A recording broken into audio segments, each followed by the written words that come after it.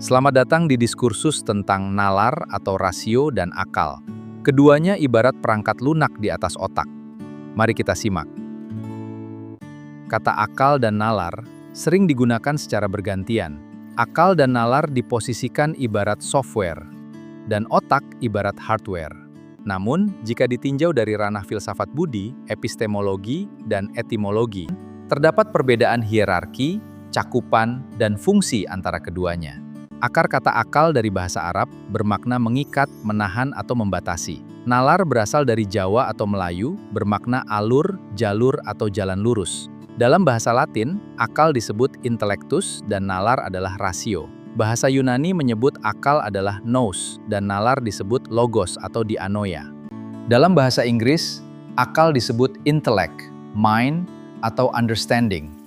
Sedangkan nalar disebut reason atau reasoning. Relasi antara akal dan nalar dalam berpikir dipahami bahwa akal bekerja dalam kapasitas kognitif secara menyeluruh, berkontras dengan nalar yang bekerja secara algoritmik. Akal merupakan daya, kapasitas, atau sistem operasi kognitif secara utuh. Ia mencakup kesadaran, kemampuan memahami makna, dan intuisi dasar, serta daya abstraksi, memori, hingga pertimbangan nilai seperti etika dan kebijaksanaan.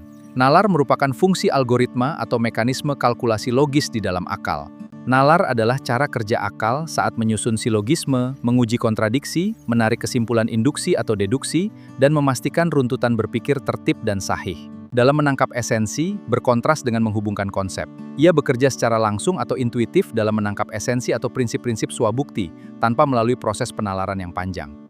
Nalar mengambil data atau konsep yang sudah ditangkap oleh akal, lalu membedah, membandingkan, dan menyimpulkannya secara runtut. Dalam dimensi pertimbangan, yaitu kebijaksanaan yang berkontras dengan ketepatan struktur, akal memiliki dimensi moral dan teleologis atau tujuan. Akal mampu menimbang apakah sesuatu itu bijak, bermakna, atau bernilai.